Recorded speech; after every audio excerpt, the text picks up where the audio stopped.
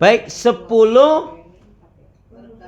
perkara perusak hati iman dan ibadah. Number 1, al-ghadabu. Al-ghadabu artinya suka marah, gampang marah. Bu, jangan disangka orang yang gampang marah, suka marah itu dia tidak dalam keadaan kondisi yang baik. Enggak, dia dalam kondisi tidak baik. Dia tidak dalam keadaan baik-baik saja. Ya, pemarah, ya marah, gampang emosi, termasuk gampang baperan, kesinggungan itu. Pokoknya. Itu kalau ketemu juga nyebelin orangnya, Bu. Lain kalau orang itu orangnya baik, ya, nggak emosian, itu kalau ketemu itu ada energi positif. Assalamualaikum, waalaikumsalam, gimana kabar Ceng? Ya Allah, alhamdulillah baik, aku senang banget lo ketemu. Ya, jangan lupa ya Ceng, kita saling mendoakan. Amin. Tapi kalau orang itu gampang marah, gampang kesinggung, udah kan. Assalamualaikum, salam. Mana kabar? Baik, kemana? Depan, belakang. Udah nggak enak. Bu, datang sahabat Nabi bertanya, ya Rasulullah, apa itu Islam? La taghdab, Islam itu nggak marah-marah. Ini orangnya temperamennya tinggi, Bu. Bawaannya marah aja, emosi aja, panas aja. Datang lagi, ya Rasul, apa itu Islam? Nggak marah-marah, tapi sudah berkurang. Yang ketiga dia datang lagi, la taghdab walakal jannah. Ibu perhatikan, ini yang ngeri ya, ini yang ngeri. Kalau orang itu suka marah, gampang marah. Yang pertama, ya, Bu, orang yang suka marah, gampang marah, gampang emosian, termasuk itu ngerti ya, Bu? Yang pertama, selamanya orang ini nggak akan memiliki hati yang lembut. Orang yang suka marah, gampang marah, hatinya akan selalu kasar, nggak akan punya hati yang lembut, kasar dan panas saja bawaannya. Nyebelin juga orangnya, Bu, kayak gitu. Lihat udah bersengut, nggak enak deh. Bu, kita mengambil contoh yang kedua. Sekarang ya, orang yang suka, masih poin 1 loh, Bu, penjelasan tentang marah tadi. Orang yang suka marah-marah, gampang marah, dia tidak akan memiliki hati yang lembut. Hatinya akan selalu panas dan kasar. Yang kedua, orang yang suka marah-marah, gampang marah, Bu, dia nggak bisa jadi orang yang sabar sampai dia tobat. Gimana mau dia sabar? Karena di mata dia tuh orang itu nggak baik. Ya. Ditanya, makanya ada satu cerita kan tuh, Bu. Ada seorang ibu yang dikenal galak, ya. Ibu yang galak, emosian. Anaknya disuruh, ayo cepat kamu makan. Ya, Bu. Duduk. Yang satu bilang, kamu juga makan. Ya, Ma. Kamu juga makan. Ya, Mi. Kemudian ada yang ketiga mau, Ma, diam kamu, makan dulu. Makanlah, setelah makan, dan setelah makan, ngomong sekarang, ngomong. Ada yang kejebur empang. Kok nggak bilang dari tadi? Dari tadi ngomong nggak boleh. Misal ini. Makanya apa, Bu? Awalul ghadabi jununun wa akhirun nadamun. Pepatah Arab mengatakan demikian. Awal dari kemarahan, gampang marah, itu seperti orang gila. Akhirnya dia menyesal sendiri. Dari kacamata di atas kepalanya, karena nanyanya dengan marah-marah. Karyawannya ini mau nanya, mau ngasih tahu juga diem aja, udah diem. Begitu dilihat kacamata dia kaget. Kok nggak bilang dari tadi? Bu, kita belajar dari Rasulullah. Ini penting sekali. Ketika Rasulullah SAW hijrah ke Taif, apakah penduduk Taif menerima dakwahnya Nabi? Padahal Nabi mengajak agar manusia beriman kepada Allah, mentauhidkannya, tidak melakukan kesyirikan. Penghambaan itu bukan kepada manusia hanya, tapi kepada Allah, penghambaan mutlak. Ya, mengajak melakukan yang jujur, bersilaturahim, dan jangan berbuat keburukan, kerusakan. Itu diantara dakwah kan gitu. Apa yang terjadi, Bu? Penduduk Taif ini memang kurang ajar. Dakwah Nabi yang begitu indah, begitu santun, menyejukkan, tidak diterima, malah dilemparin batu. Lah malaikat saking jengkelnya kemudian turun. Ya Rasulullah, izinkan kepada kami untuk menjatuhkan, menimpahkan azab kepada penduduk Taif yang kurang ajar ini. Apa kata Nabi? La, jangan. Innahum qaumul la ya'lamun. mereka adalah satu kaum yang belum ngerti, kalau nggak mau dikatakan awam dan bodoh. Bu, bahasanya kebukaan lancar ini, semoga dari anak mereka yang dapat petunjuk, atau dari cucu mereka, atau dari garis keturunan mereka ada yang dapat petunjuk. Itu kan berarti kan betapa sabarnya, bijaknya, santunnya Rasulullah terhadap umat ini, terhadap kejahatan umat ini. Rasulullah yang begitu bijak santun, Bu, sabar, nggak pemarah tapi peramah, pemaaf. Itu pun belum banyak umat yang menirunya, Bu. Masih banyak umat ini yang gara-gara emosinya, hanya gara-gara parkir uang 1000-2000 hilang nyawa. Kemudian Ibu ngerti kan, seperti yang di Tangerang atau di mana itu, ya, karena sering dimarahin sama majikannya, ART-nya, kemudian dia keluar, dikira sudah nggak apa, satu pas datang dibunuh itu anaknya sama si majikannya itu juga. Karena amarah ini Bu merusak ya. Berapa banyak karena marah-marah ya putus persahabatan persaudaraan juga ada. Bahkan gara-gara marah kecil Bu akhirnya merembet perceraian terjadi. Ya. Makanya apa? Yang ketiga orang yang suka marah-marah, gampang marah tuh Bu, dia nggak bisa jadi orang yang bertakwa selamanya. Coba kita lihat surat Ali Imran 133 sampai 134. Surat Ali Imran itu Qurannya surat yang ketiga. Ayat 133 134. Wasari'u ila magfiratin min rabbikum wa jannatin arduha samawati wal ardu iddat lil muttaqin. Dan bersegeralah kamu mencari ampunan dari Tuhanmu dan mendapatkan surga yang luasnya seluas langit dan bumi. Bagi siapa itu? Disediakan bagi orang-orang yang bertakwa. Ya, yaitu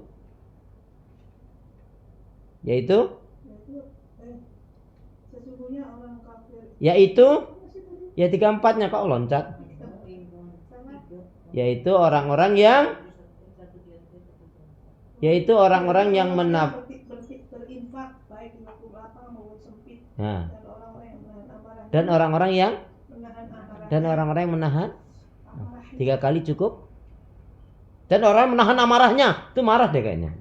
Dan orang-orang yang menahan amarahnya, kan beda. Intonasinya beda. Dan orang-orang yang menahan amarahnya, marah tuh. Dan orang-orang yang menahan amarahnya. Terus? Tuh. Jadi saya ulangi, orang yang suka marah, gampang marah sebenarnya dia adalah orang yang bermasalah.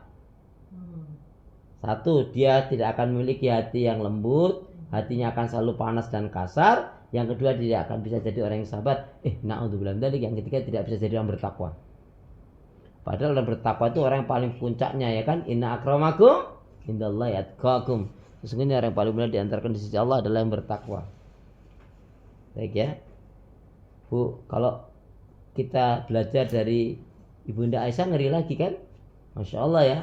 Ketika Ibunda Aisyah difitnah, dituduh difitnah berzina, singkatnya. Tahu kan itu kisahnya, masih ingat kan?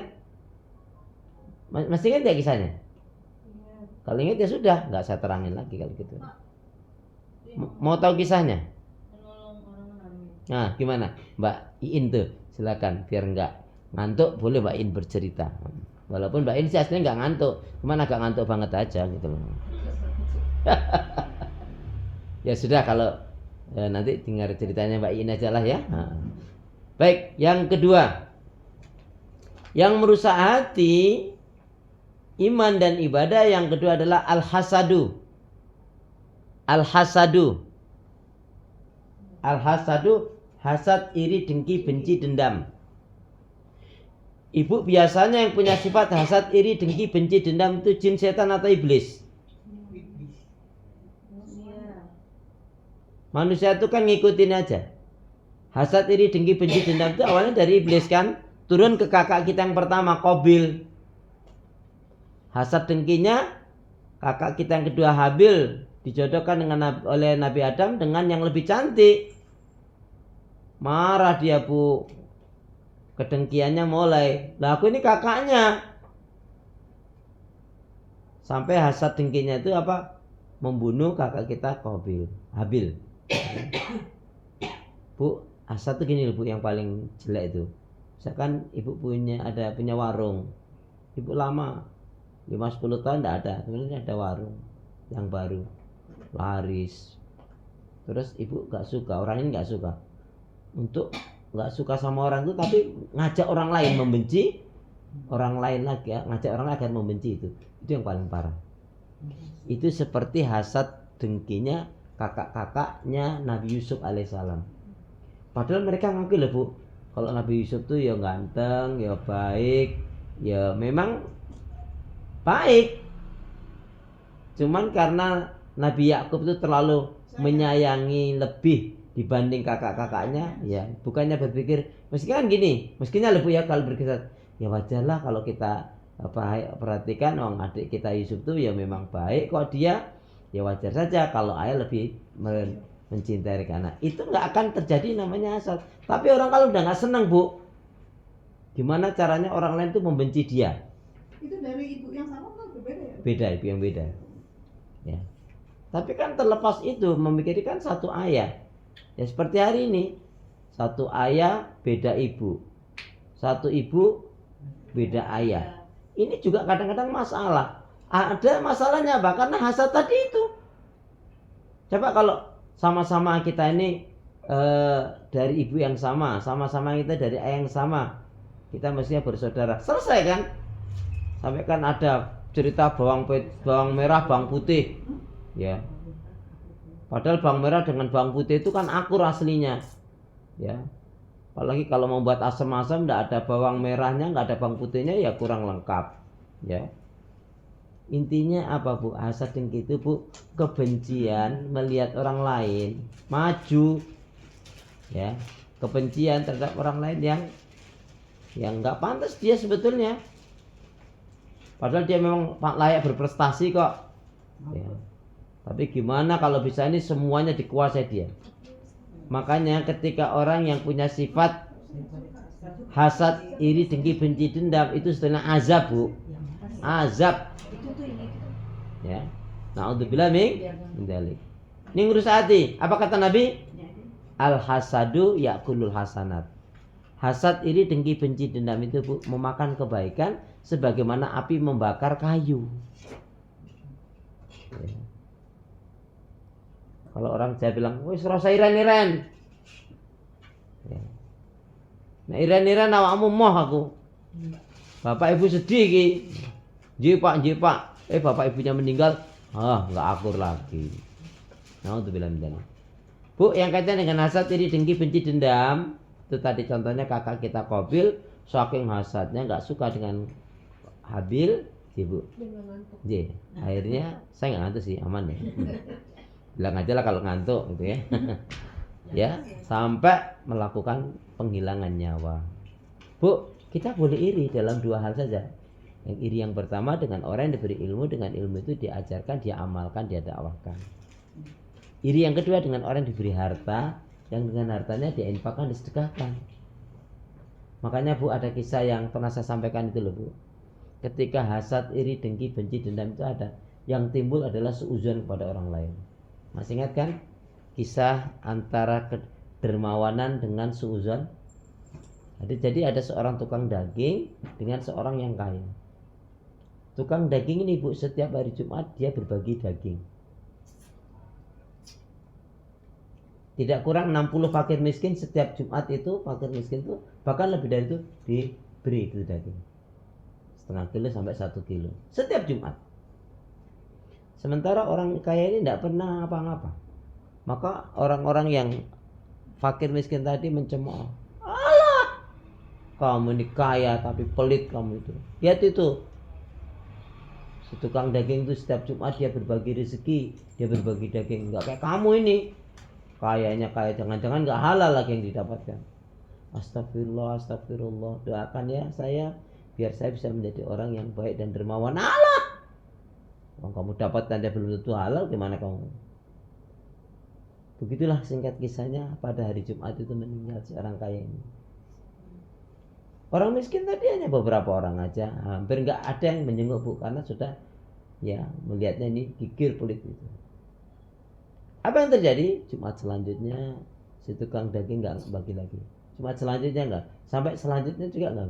Akhirnya setelah 3 kali Jumat berturut-turut kok nggak ngasih daging, maka orang-orang fakir miskin yang suudzon tadi mengatakan, kamu sekarang kok ikut-ikut orang kaya yang pelit itu. Kalian ini jangan keliru.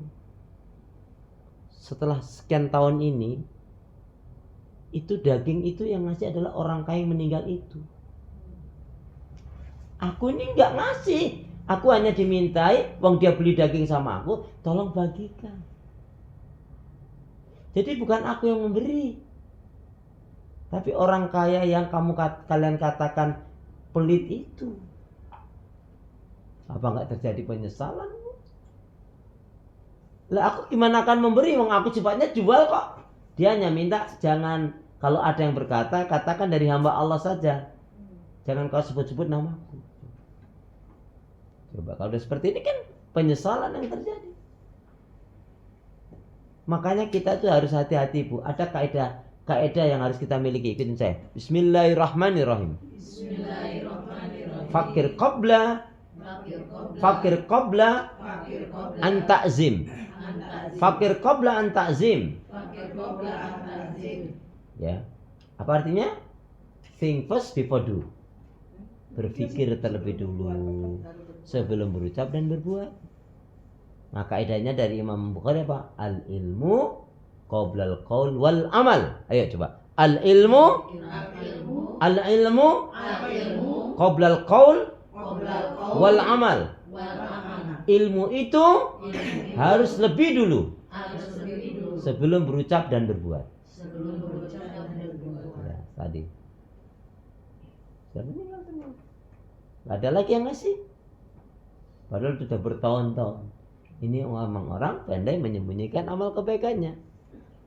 Itulah orang tuh, kalau sudah hasad dengki, kadang-kadang orang yang dijahatin udah baik pun tobat, kadang-kadang dia masih membenci. Kalau saya mengatakan luka yang kurasakan, berat gitu. Gimana kalau misalnya kejadian kayak itu, yang penyesalan terhadap orang? Ya kalau dia sudah terjadi seperti itu, dia harus tobat. Tobatnya gimana? Di antaranya dia mendoakan yang baik-baik.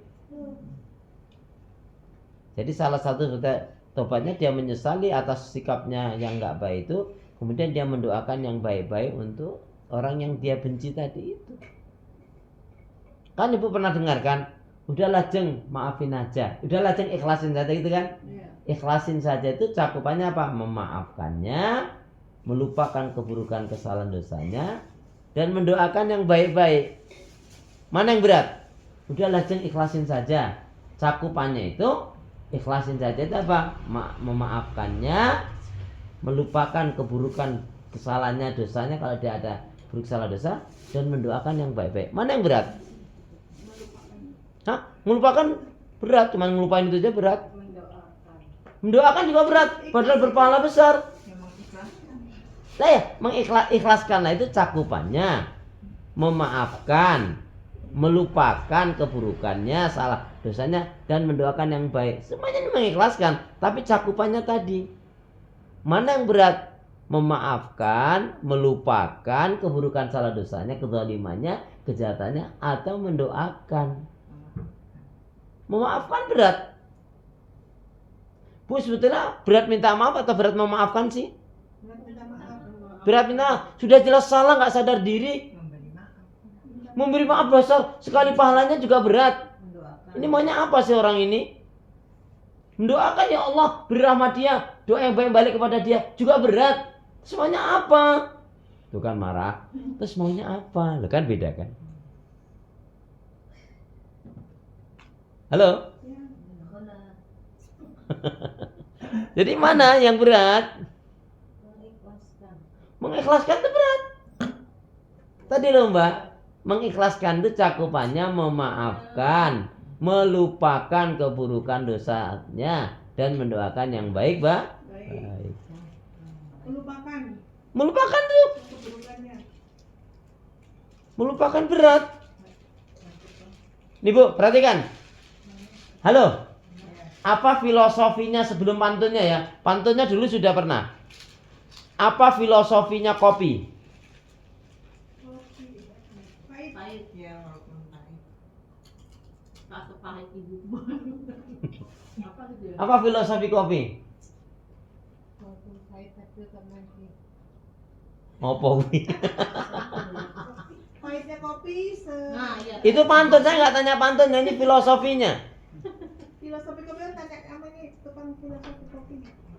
Filosofi kopi itu, Bu, kopi itu pahit, dia nggak memaksa-maksakan untuk memanis-maniskan diri, Bu. Artinya apa? Dia fokus. Akan pahitnya. Fokus dengan syukurnya, fokus dengan yang dia jalani, yang penting menghadap Allah. Itu filosofinya. Dia pahit memang. Ngapain dia harus memanis-maniskan diri? Kan kalau itu kepalsuan. Makanya kalau yang palsu itu macam-macam. Mulai dari gigi palsu, sepatu palsu, rambut palsu, hidung palsu, sampai ijazah palsu. Cinta palsu aja masalah kan? Gimana tuh cinta palsu tuh? Gimana tuh Mbak Eni? Cinta palsu Bu Yuli? Alamat palsu, cinta palsu. Cinta palsu itu gimana? Kalau cinta sudah direkayasa, semuanya serba pura-pura, itu kan cinta palsu. Halo? Itu Bu Alif ya? Astagfirullah. Oh tuh malah. Ya, jadi ya filosofinya kopi apa? Pahit, dia nggak memanis-maniskan diri. Itu Bu orang yang betul-betul punya prinsip pendirian. Orang yang fokus dengan yang dia lakukan, yang penting tidak menyakiti orang lain. Ada. Nah sekarang pantunnya kopi. Baiknya kopi. Kananda, Bu Evi, Bu Yuli. Pantunnya kopi. Pantun kopi itu gimana? Pahitnya kopi bisa kita nikmati. Manisnya janji bikin sakit hati. Ya. Pahitnya kopi bisa kita nikmati. Manisnya janji bikin sakit hati. Nah lo kan, astagfirullahaladzim. Jadi yang kedua adalah hasad, iri, dengki, pencintaan. Yang ketiga number 3. Hasad, iri, dengki. Pahitnya kopi bisa dinikmati, manisnya janji bikin sakit hati.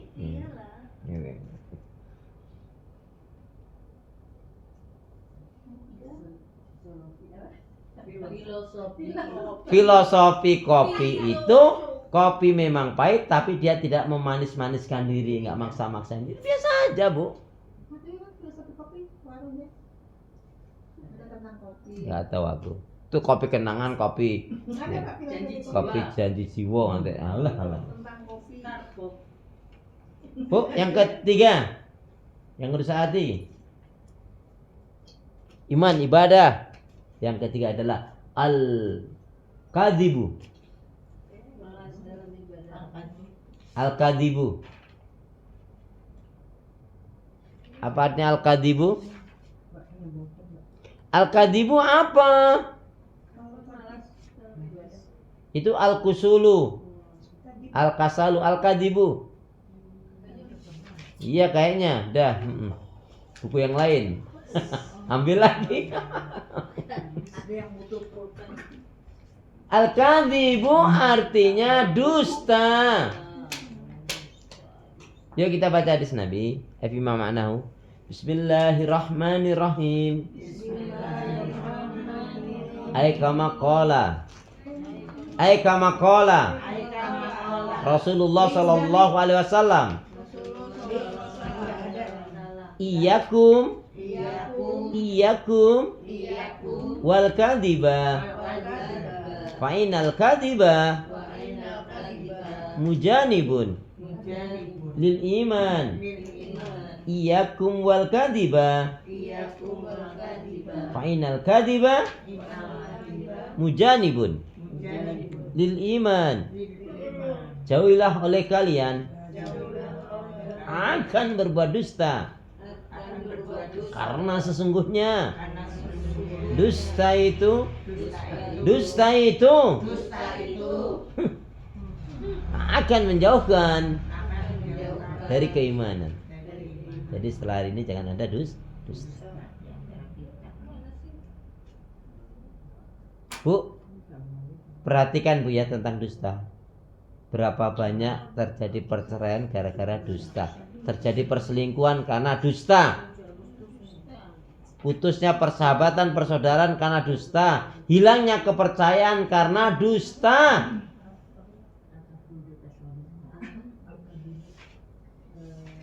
Bu, hilangnya kepercayaan, hilangnya ya rezeki, bahkan putusnya rezeki juga gara-gara dusta. Bu, al-kadhibu artinya dusta. Bu perhatikan ya, ketika Bu mungkin pernah saya sampaikan ini, tapi poin ini perlu dijelaskan. Bu, kaitannya dengan dusta itu apa? Nih, innahu la yastaqimul abdu imanan aqalban saliman.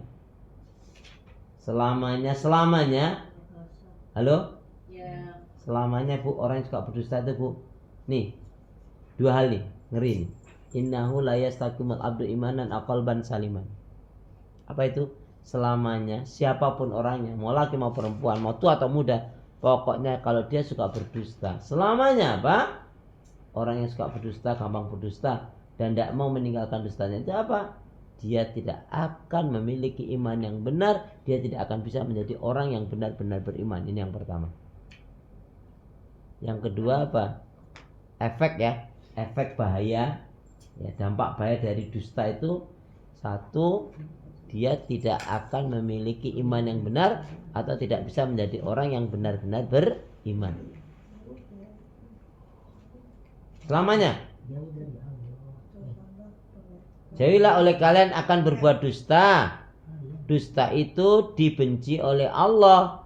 Itu yang lain lagi ya. Jauhilah oleh kalian akan dusta. Dusta itu akan menjauhkan dari keimanan. Yakumul kadiba fa innal kadiba mujanibunil iman. Jauhilah oleh kalian akan dusta. Karena apa? Karena dusta itu akan menjauhkan dari keimanan. Saya ulangi tadi. Dusta itu efeknya innahu la yastaqimul abdu imanan aqalban saliman. Selamanya siapapun orangnya, laki perempuan tua muda yang suka berdusta, selamanya dia tidak akan memiliki iman yang benar atau menjadi orang yang benar-benar beriman. Yang kedua apa Bu? Dia tidak akan apa? Memiliki hati yang baik dan bersih. Jadi orang yang suka dusta itu hatinya kotor, berpenyakit itu. Nyebelin itu. Maka Bu bersyukur kalau diputus dengan teman yang suka ngebohong. Ya. Dipertegas dengan sabda Nabi apa? Alaikum bisidqi. Hendaknya kalian berlaku jujur dalam kehidupan ini. Jujur itu dicintai oleh Allah, disukai oleh manusia, membawa kebaikan, mengantarkan ke surga. Amin. Wa iyyakum, dan jauhilah oleh kalian akan dusta. Kenapa? Karena dusta itu dibenci oleh Allah, dijauhi oleh manusia, membawa keburukan dan menyeret ke neraka. Itu bilang balik. Sekarang hafalkan ayat tentang jujur. Yang nggak hafal pulangnya terakhir. Yang hafalnya lancar banget boleh pulang duluan. Itu nanti kayaknya saya itu nanti. Ya ikutin saya. A'udzubillahi minasyaitonir rajim. Ya ayyuhalladzina amanu. Ya ayyuhalladzina amanu. Ya ayyuhalladzina amanu taqullah. Ya ayyuhalladzina amanu taqullah. Wa kunu ma'as shadiqin. Wa kunu ma'as shadiqin. Ya ayyuhalladzina amanu. Ya ayyuhalladzina amanu taqullah. Wa kunu ma'as shadiqin. Wahai orang beriman, bertakwalah kalian kepada Allah dan bersamalah, besertalah dengan orang-orang yang benar, orang-orang yang jujur. Surat At-Taubah ayat yang ke-119. Coba Qurannya sama nggak dengan Quran saya? At-Taubah 119.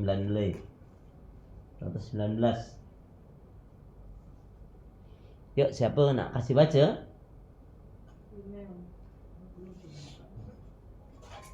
Wahai orang-orang yang beriman, bertakwalah kepada Allah dan bersamalah kamu dengan orang-orang yang benar. Orang yang benar, orang yang jujur. Bu,